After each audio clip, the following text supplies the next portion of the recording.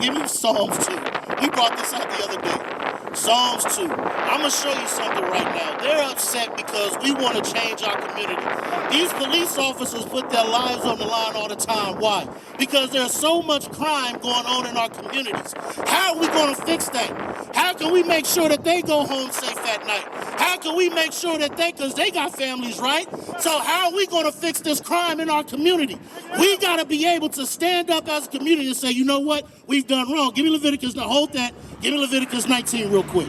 I'm going to show you how we can fix these things, how we can stop crimes in our communities. Go ahead. Leviticus chapter 19, verse 17. Thou shalt not hate thy brother in thine heart. So the Bible says, thou shalt not hate thy brother in thine heart. We see a lot of hate amongst our people right now. We are the only nation of people that when we lock eyes for a second, now it's an issue. Or if I actually accidentally bump into you, now there's a problem. Or I step on your shoes. Why is it that we as a nation of people are the only ones that do that? Read. Thou shalt in any wise rebuke thy neighbor. We are supposed to correct our people. We are supposed to correct them and let them know what they are doing wrong. Come on.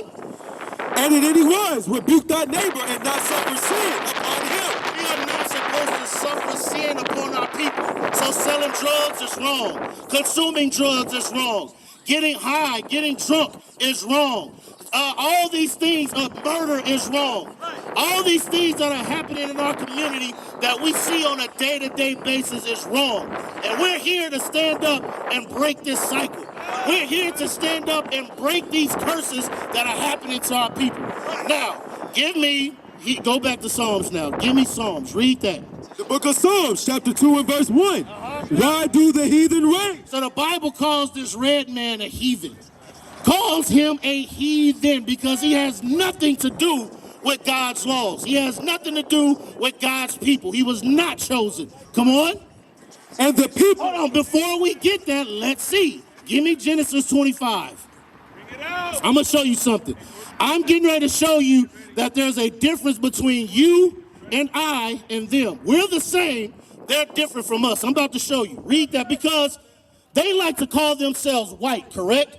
I can look at this sign. It's white. But if I put a white sign next to them, they don't match it. That ain't white. Read that for me. The book of Genesis, chapter 25, verse 23. And the Lord said unto her, 2 nations are in thy womb. So God said this is the beginning of 2 nations in thy womb. Come on. And 2 manner of people shall be separated from thy bowels. And the one people shall be stronger than the other people. And God said that this one people is going to be stronger than the other people. Come on. And the elder shall serve the younger. And the elder shall serve the younger. You ever wonder why that we are so much better at everything we do than them? Whether it's sports, whether it's thinking, inventing, science, things like that. No matter what we put our hand to, we always excel in it, right? Come on. And when her days to... Hey, tell me I'm lying. Tell me I'm lying. Show me one way where I'm lying. Come on. And when her days to be delivered were fulfilled, behold, there were twins in her womb. Right. And the first came out red all over. So let's get this real quick. We getting ready to get the beginning. We getting ready to get what God called this so-called white man. Read this because Jacob and Esau, yes, they were brothers. But God said that these were 2 nations that were getting ready to be separated out of her bowels. Come on. And the first came out red all over. So the Bible says the first came out red all over. Come on.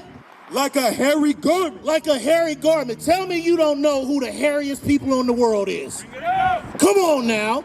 And then it said they were red all over. What do they call white people in the South? Bring it out. Huh? Rednecks. Why? Because the blood shows through their skin. The Bible is a real book. So read that again. And the first came out red all over. So it said these people were going to be red and hairy. Red and hairy. You know that they got a brand of soap called Sasquatch. Sasquatch is a very hairy individual. Where do you think the term Sasquatch came from? Because they lived in the caves, they were hairy and primitive. The only reason that they survived was because of us. The reason they only survived as the so-called pilgrims was because they came over with smallpox, they destroyed us, and used used diseases to take our people out, and then learned how to survive off of us. So you told me to read history, Mr. Man in the Vans hat. You told me to read history. Tell me where I'm wrong. Oh, he's still trying to get his speaker to work. But guess what? God rose with us. So I hope that speaker burns and crackles up. God is with us. God is not with you. God is going to be with his prophets. And we're going to make a show of it tonight. Today, right now. IUIC TV.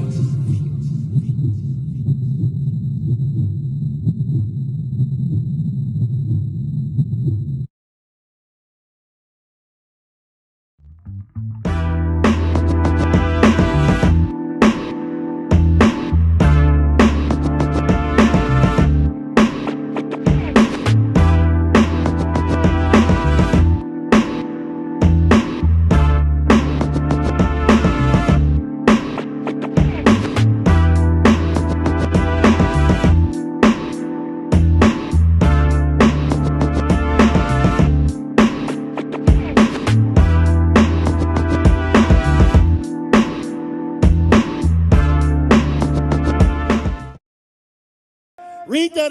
Now go back to Psalms. Go back to Psalms. We're messed up. Your people are messed up. Guess what your people did to us? Let's get some of that. Bring some of this up. Oh, you guys are messed up, man. Yona. Let's get some of this. He said we're messed up, right? You guys are messed Come look at this. Come look at this. Look what they did to us as a people. Look what they did to us. Take a look. No. Now he can't speak right because we bringing out facts. Look what they did to us. Look what they did to us. Look what they did to us. Now he gangbanging? Hey, can he make up his mind, please?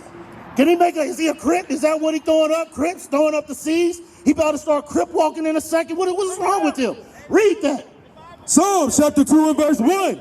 Why do the heathen rage? So the Bible says, get this man on camera. Hey, get him on camera. The Bible says, why does the heathen rage? Now pan and look at our people over there. You want to know why he's upset? It's because we bringing our people the truth.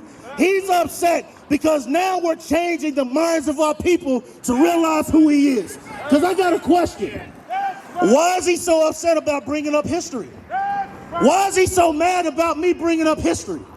Why? You see, he still ain't got that speaker to work. He still ain't got it to work. You want to know why? Because he's a damn devil.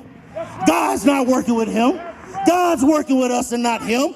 That speaker ain't gonna work until we leave, probably. I'm gonna tell you that now. So now let's look. You ain't gotta hope, but look what they did to us as a people.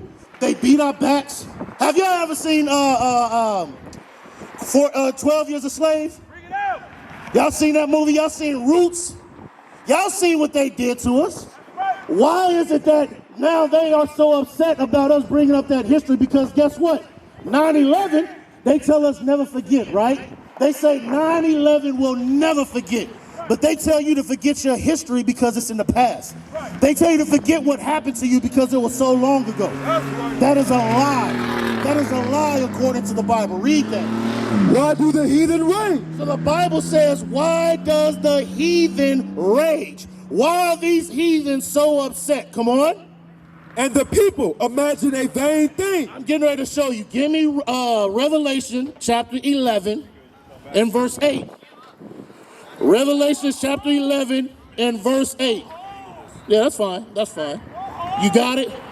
Read. Hey, we'll go home when Christ returns and kills you and your ancestors. That's when we'll go home. I'm getting ready to show you why this heathen is upset. I'm going to show you why. Ezekiel 37 and verse 10. Read. The book of Ezekiel, chapter 37 and verse 10. So I prophesied as he commanded me. So we prophesied just like God commanded us to do. We out here in the highways and byways teaching our people, thus saith the Lord. Come on. And the breath came unto them, and they lived, and stood upon their feet, an exceeding great army. An exceeding great army. Now we good. We good. We want to teach our people who they are according to the Bible. Yeah, we good. You telling your friends what your ancestors did to them as a people? Did you ever tell them that? Give them that card. Tell them how your ancestors used our children as gator bait. Fed them to alligators. Teach them how your ancestors beat our backs until they look like this. Tell them about how your ancestors raped, robbed, and pillaged everywhere they went.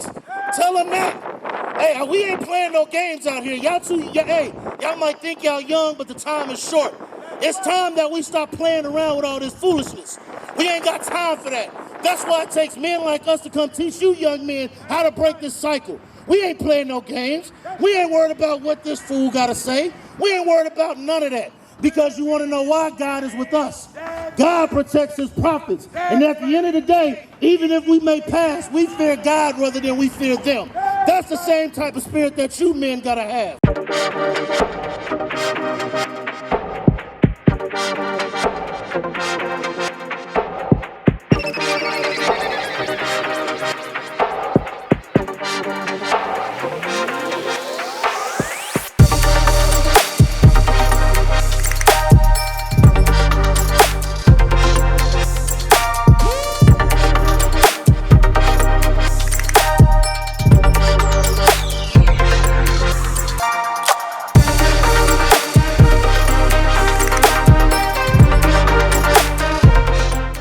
Read that again. You got Revelation, read that. Revelation chapter 11, verse 11. And after 3 days and a half, the spirit of life from God entered into them. So guess what? The spirit of life from God entered into us. That's why they so upset. That's why they don't want. Guess what? The same thing happened down there. The same exact thing, 2-3 weeks ago? You have the heathen upset that we trying to wake our people up according to the Bible. Come on. And they stood upon their feet, and great fear fell upon them. And great fear fell upon them. They are fearful of you young men and women waking up to your true nationality. They don't want that. For years they have taught us to be subservient. For years they have taught us to go blindly with anything that they tell us. Now let's get back to the issue at hand. He came in and bought a whole bunch of pizzas for y'all again, right? I'm going to read it again just in case y'all missed it. Give me Leviticus chapter 11 and verse 7. No, first off, give me like it's like the last, it's Leviticus 11, it's toward the end. It's like 3-4 chapters from the end to make a difference what we can and can't eat. You got that? Read that. Leviticus chapter 11, verse 47. All right, so pay attention to this. God is getting ready to make a statement. Listen to this. This is the law of the beast and of the fowl and of every living creature. So he said, this is the law of the beast, of the fowl, and every living creature, right? There's a law concerning these animals, come on? That moveth in the waters and upon every creature that creepeth on the earth, to make a difference between the unclean and the clean. So God said there's a difference between clean animals and unclean animals, come on? And between the beast that may be eaten and the beast that may not be eaten. So as we get ready to come back to this, I want everybody to give this heathen a shame, shame, shame, shame, shame, shame, shame. He couldn't get that speaker working. I told you it wasn't going to happen. Did I not tell you he wasn't going to get it working? Because it's not of God. God said it's more important for me to teach you than him to turn on that stupid speaker. Read that now. Leviticus chapter 11 and verse 7. And the swine, though he divided... No, go back to make a difference. Read that. To make a difference between the unclean and the clean. Hey, finally we have one of them that got some sense. He told him he looked like a fool out here. Now he told him to go inside. He can't control himself, y'all. Read that. And between the beast that may be eaten and the beast that may not be eaten. So God said there's a difference between the beast that can be eaten and the beast that cannot be eaten, right? Now let's get to one of those beasts that cannot be eaten. Read that. Verse 7. And the swine, though he divided the hoof. Swine is another word for pig. I know y'all heard some of the Muslims, we don't eat that swine. Same thing for pig, right? So he said, though the swine, read. Though he divided the hoof and be cloven-footed, yet he cheweth not the cud. Right. He is unclean to you. The Bible says pig is unclean to you. Read. Of their flesh shall ye not eat. The Bible says, of their flesh shall ye not eat. But he served you pork. He is teaching you against God's laws. Let me give you that. Let me get that in Judah 5. in chapter 20. There's a reason why they do these things. There's a reason why they continue to keep you in sin. There's a reason for that, and we about to read it. Read that for me. The book of Judith, chapter 5 and verse 20. Now therefore, my Lord and Governor, if there be any error in this people. So this man said, if there be any error in the Israelites, what would happen? And they sin against their God. And we sin against God by eating pork, crab, shrimp, lobster. Come on.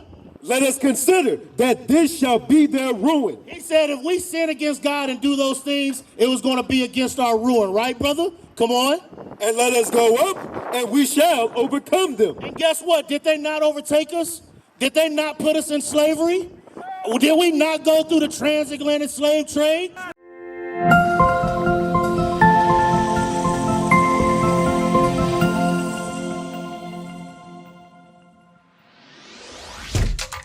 Shalom, Israel. This is Bishop Nathaniel. I want you to know that you can view all our Sabbath classes live on IUIC TV. That's right, I said on IUIC TV.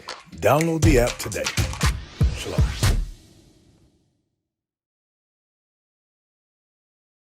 What is nation? Nation is family. Nation is community. Nation is men leading by example. Nation is women's support. Nation is children with role models. Nation is unity. Nation is you. It's nation time.